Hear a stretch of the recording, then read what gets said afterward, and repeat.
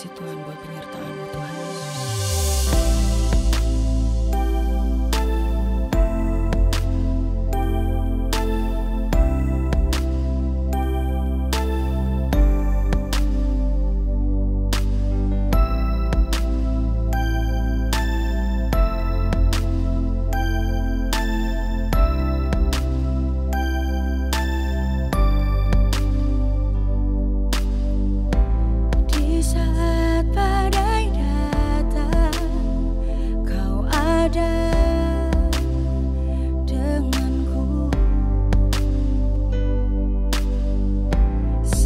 Semua berakhir, Kau tetap denganku.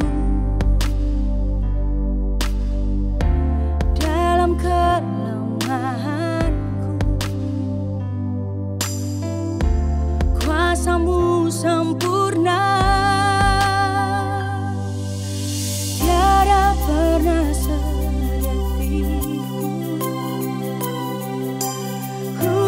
jalan sendirian,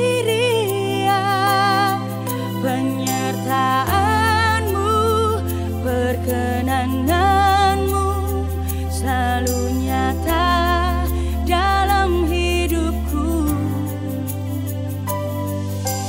Janji-Mu meneguhkanku,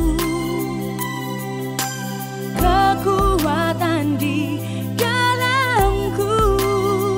kehadiran-Mu bangkitkan imanku, hidupku sempurna bersama-Mu. Oh, oh, oh.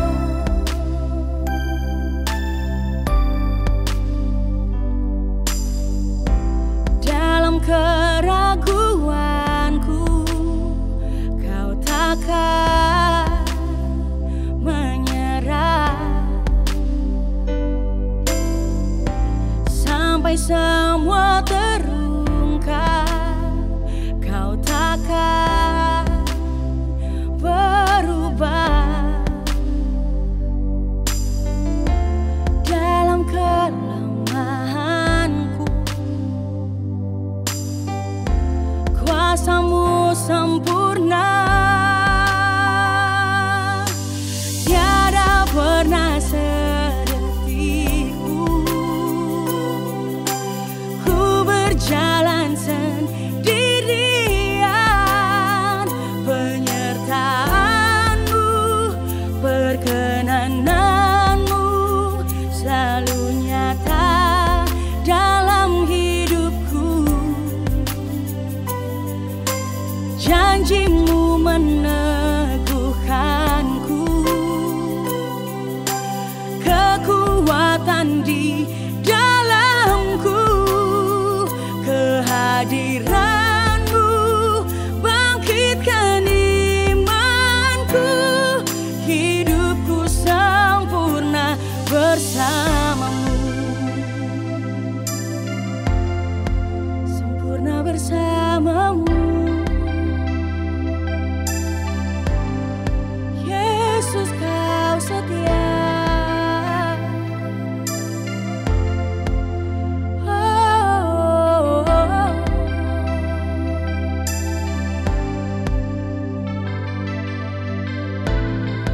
Kau yang setia, Kau yang menopang. Oh Yesus, janji-Mu kuatkanku, janji-Mu bangkitkan imanku. Oh, tiada pernah sedetikku ku berjalan sendirian, penyertaan-Mu, perkenanan-Mu selalu nyata dalam hidupku. Dan janji-Mu meneguhkanku, kekuatan di dalam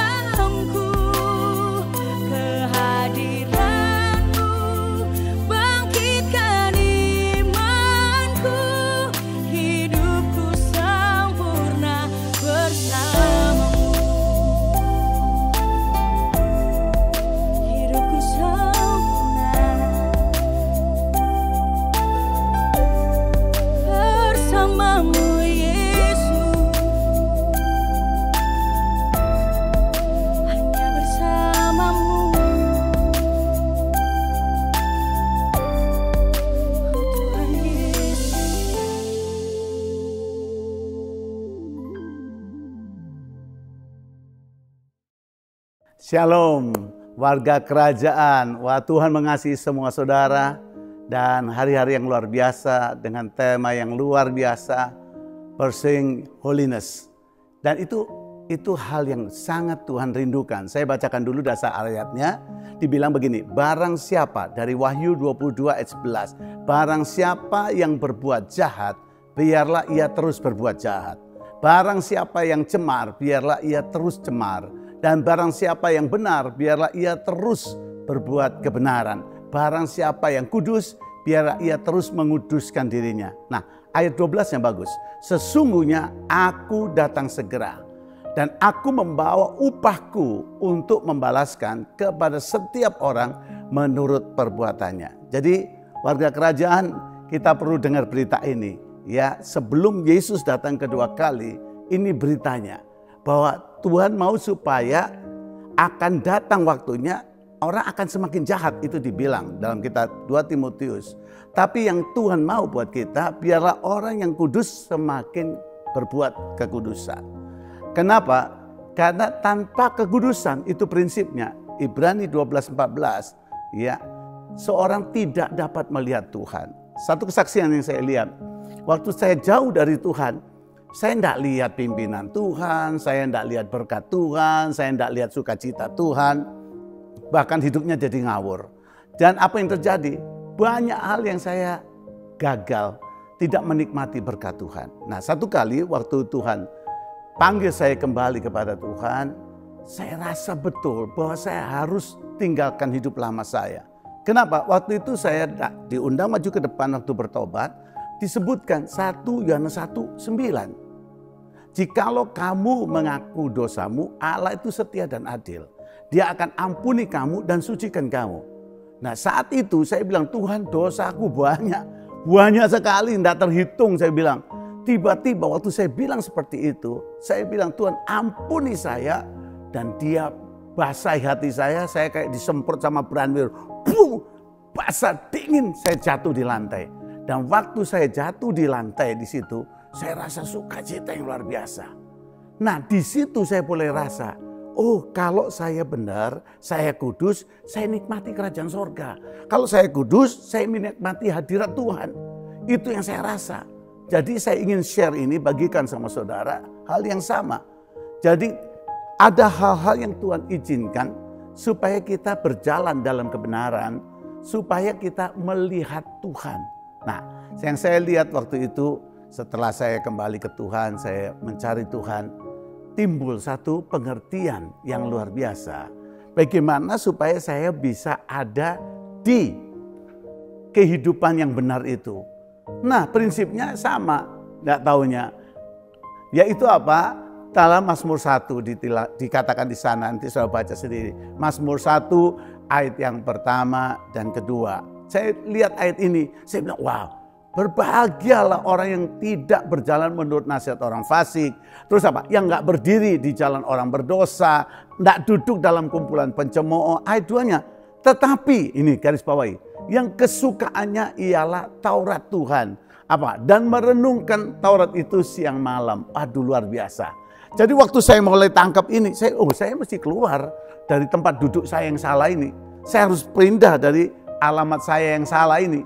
Saya harus keluar juga dari jalan yang saya lalui. Kenapa? Karena saya mau menikmati kebahagiaan.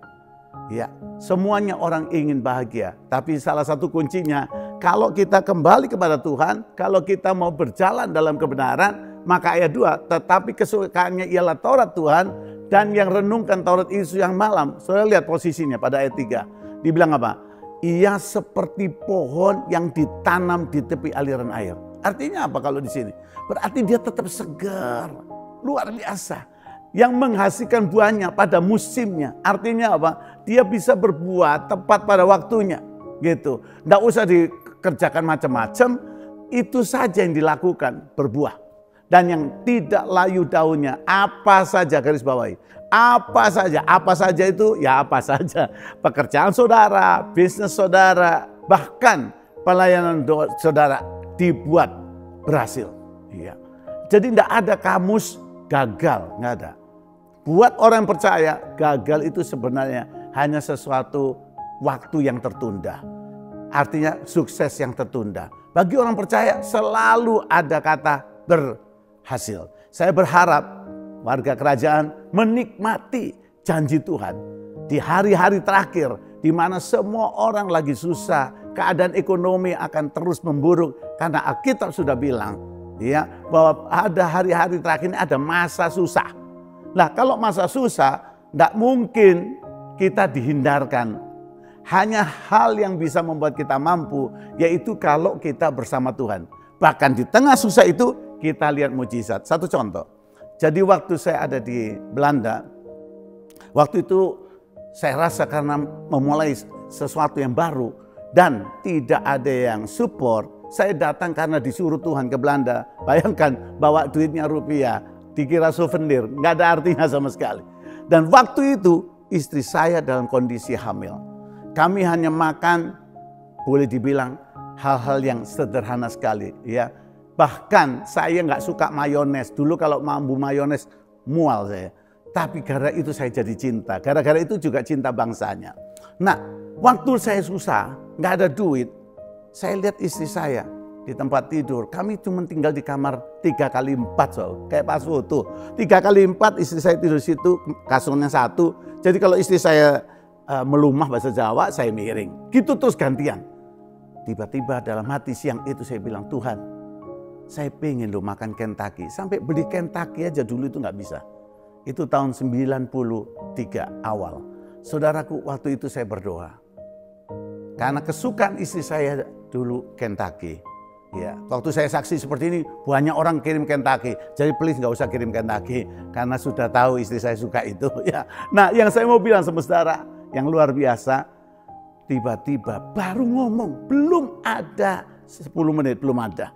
Saudara tuh apa yang terjadi? Rumah di mana saya tinggal itu rumah student, rumah pelajar.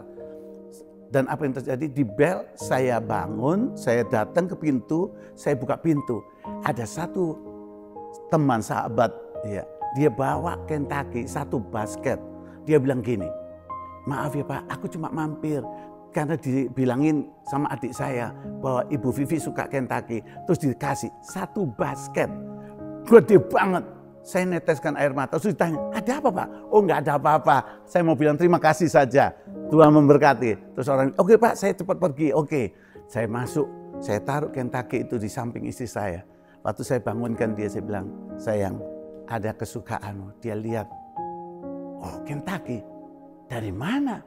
Kenapa? Karena saya tidak punya mobil waktu itu. Nggak, kalau naik kendaraan, saya harus naik bus, karena Kentucky hanya ada di Rotterdam.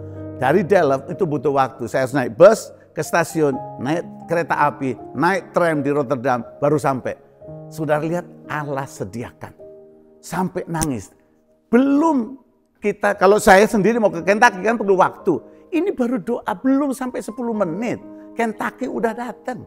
Ini yang luar biasa. Kalau kita berharap pada Tuhan, kita akan lihat kuasa Tuhan, penyertaan Tuhan, mujizat Tuhan. Warga kerajaan, percayalah, semakin saudara hidup benar, semakin kau kejar kekudusan, engkau akan melihat Tuhan dalam hidupmu. Saya ingin berdoa buat saudara, mari kita berdoa, kiranya Tuhan memberkati saudara. Mari kita berdoa. Tuhan, engkau mengasihi setiap orang yang mendengar firman-Mu hari ini.